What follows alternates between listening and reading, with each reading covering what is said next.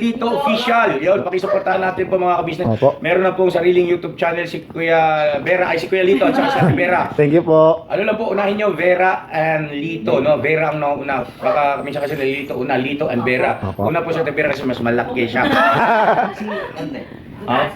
So yun na mga kabisnes, salamat po ha, supportahan natin sila. Thank you so much. Thank you po. Hi po mga kabisnes, Vera and Lito official dito. Yan. Official na po sila mga kabisnes. Opo. Na sila Thank ay you po.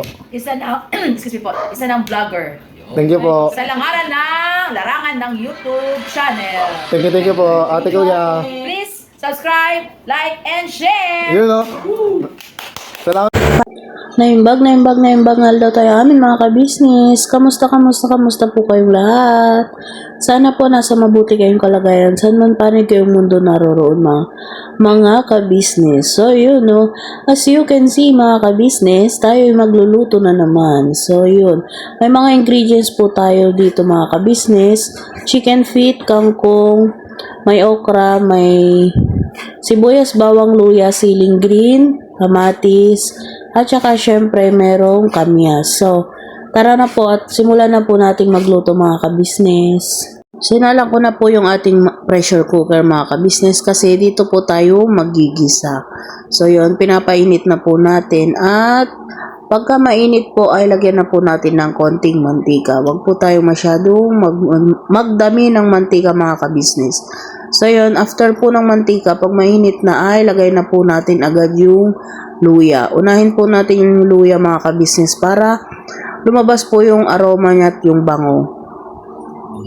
So yun mga kabisnes, hintayin lang po natin na mag brown siya mga kabisnes namin minamahal bago po ilagay yung sibuyas bawang.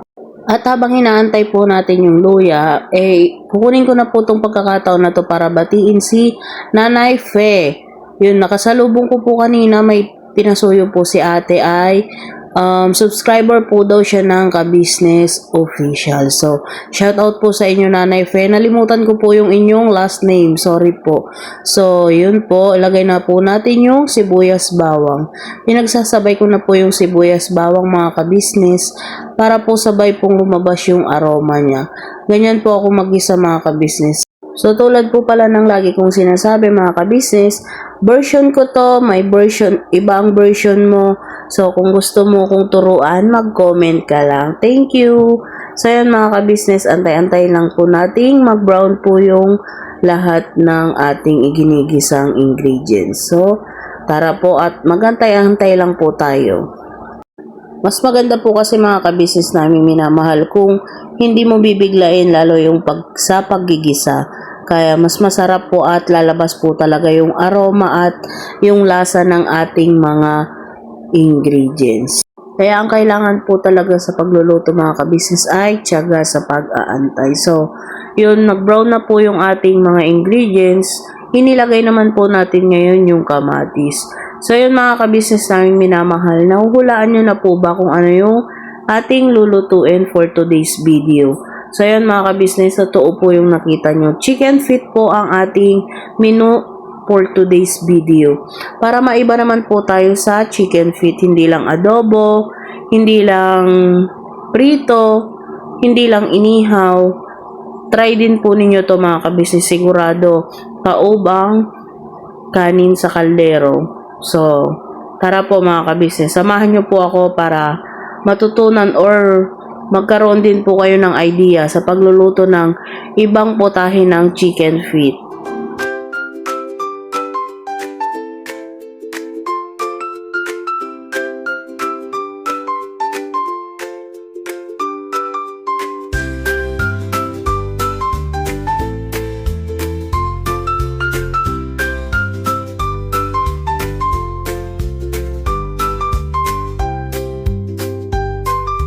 So, ayan po mga kabisnes, pag nadurog na po yung ating kamatis, ay pwede na po nating ilagay yung chicken feet. Ang lalaki po ng chicken feet, di ba po mga kabisnes? Sino po sa mga kabisnes natin ang natatakam na sa ating chicken feet? At namimiss ang chicken feet. Yun o. Lalo-lalo na po siguro sa mga nasa ibang bansa. Meron man po siguro dyan pero mahal din po, di ba po mga kabisnes. So tara po mga kabisnes at igigisa-gisa po muna natin ng kaunti itong chicken feet bago po natin lagyan ng sabaw.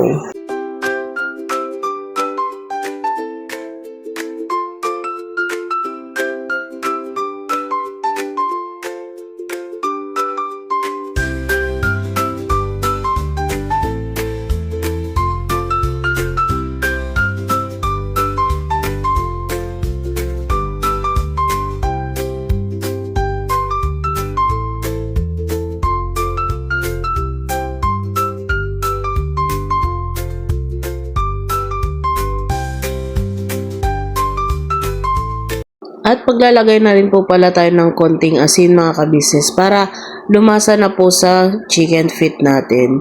So yun, igigisa-gisa pa po natin ng kaunti bago po tayo maglagay ng sabaw at bago po natin siya mapalambot mga kabisnes. At pati paminta po mga kabisnes ay maglalagay na rin po tayo. So yun o, tara po samahan niyo po ako sa paggigisa.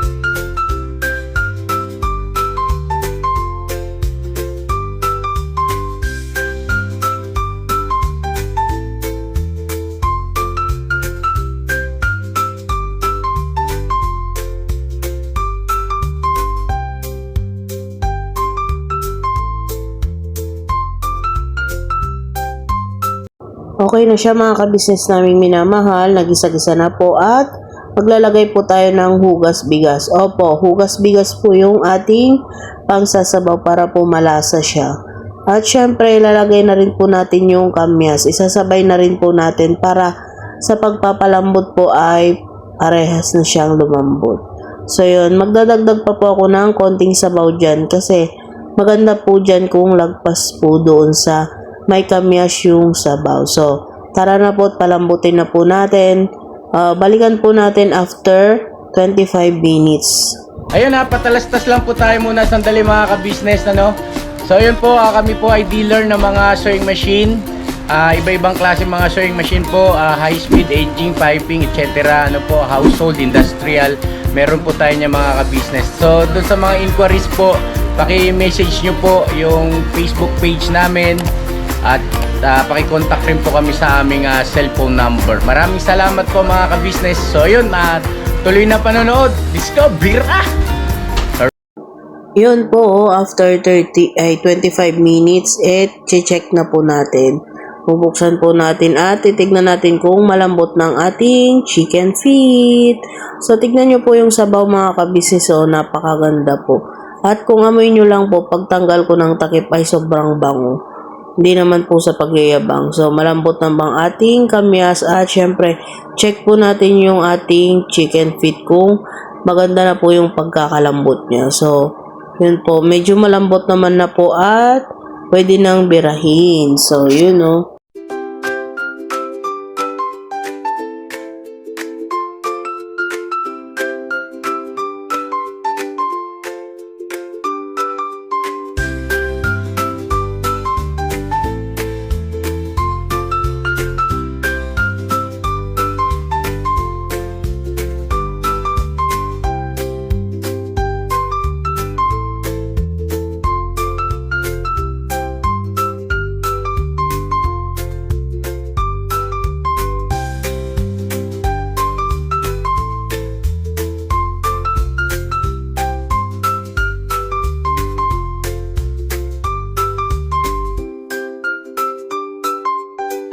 Malambot na rin yung ating kamyas mga kabisnes, pero atin pa rin pipisain para po lumabas pa yung ibang katas niya at para lumasa yung pagkaasim niya. So, tara po, samahan niyo po ako. Ganito lang po yung aking ginagawa kung nagpipisa po ako ng ganitong kamyas.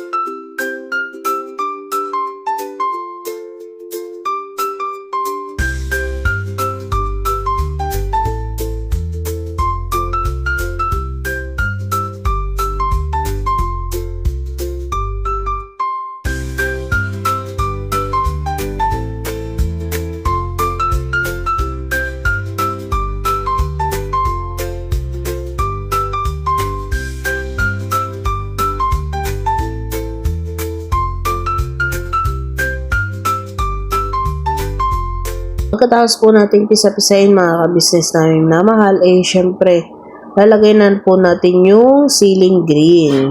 So yan, malapit na po tayo sa katotohanan mga kabisnes.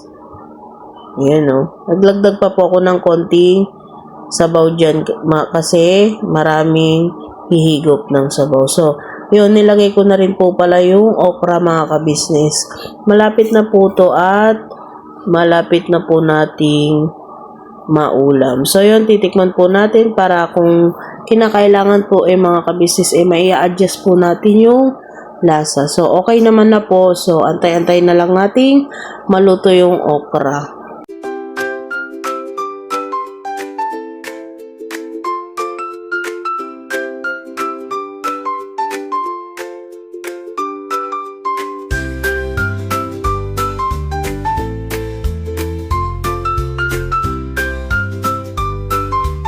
At ilalagay na rin po natin ang pinaka last ingredients, ang kangkong. So yun, malapit na po nating maluto ang ating sinigang na chicken feet. So, para maiba-iba naman mga kabisnes, sino pong nakatry na po ng ganito mga kabisnes? So yan po, saglit na lang po ang luto niyan, kangkong. Isang kulo lang po ay okay na po siya. Baka po napapansin nyo, kangkong lang po at saka okra yung ating gulay sa sinigang natin. Yun lang po kasi ang available na po dito sa ref. Kaya yan na lang po ang aking nailagay. So, okay na po yan mga kabisnes kasi at least kahit pa paano may gulay pa rin. So, yan mga kabisnes, okay na po siya. Konting kulong na lang. At syempre, tayo ay magbubukod na kila ate. Alam nyo po bang favorite ni ate ang chicken feet? Yun, no. Kahit anong luto po ng chicken feet, basta malambot, ay napakarami po ni ate na papapak. So, yun mga kabisnes. Kunin ko na lang din ang pagkakataon na to mga kabisnes para mag-thank you at maglambing po sa inyo na sana po patuloy pa rin po nating suportahan ang Kabisnes Official, Papa Dins TV, Kabisnes Family at syempre kay Mars, kay Mrs. KB Official at syempre sa mga kagwangs na rin mga kabisnes. At sana po wag nyo rin pong kakalimutan Vera and Lito Official. Hanggang dito na lang po ang ating vlogs ngayon mga kabisnes. At syempre, papasilip ko po sa inyo ang kinalabasan ng ating luto for today's vlog. So yan, okay na po siya mga kabisnes. Isang kulo lang po yung kangkong para po hindi po siya overcook. Napakalambot na po ng ating chicken feet. So yun, sana po nakapulot po kayo ng panibagong recipe sa ating mga chicken feet. Kahit anong luto po yan, okay na okay po yan mga kabisnes.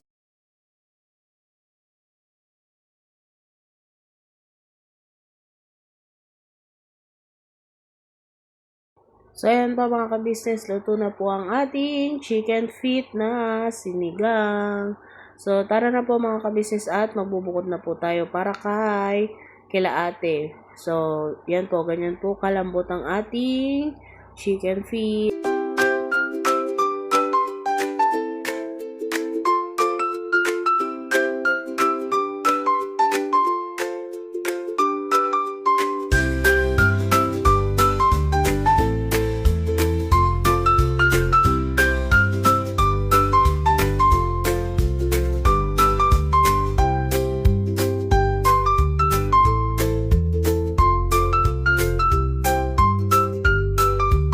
So hanggang dito na lang po ang ating vlogs for today.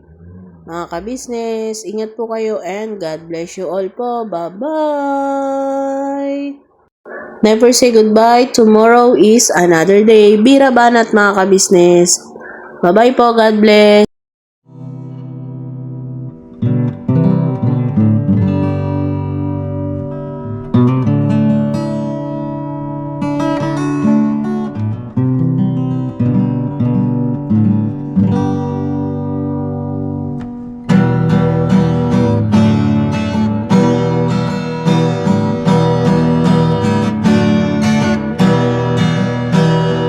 Tayong lahat ay magkakasama.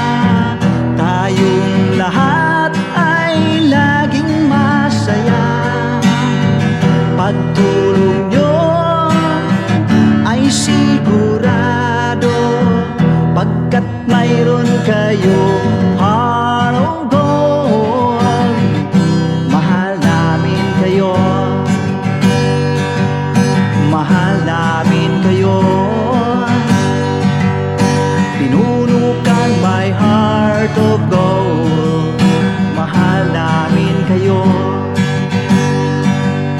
mahal namin kayo. Minahal kayo ng mga tao kahit sang panig nitong mundo, pagkat mayroon kayong heart of gold. Mahal namin kayo, mahal namin kayo. Keep it for a heart of gold. Mahal namin kayo. Pinunukan my heart of gold, pagkat mayroon kayo heart of gold. Mahal namin kayo, mahal namin kayo. Give it for a heart of gold. Mahal namin kayo. Pinunukan my heart of gold. Mahal namin kayo.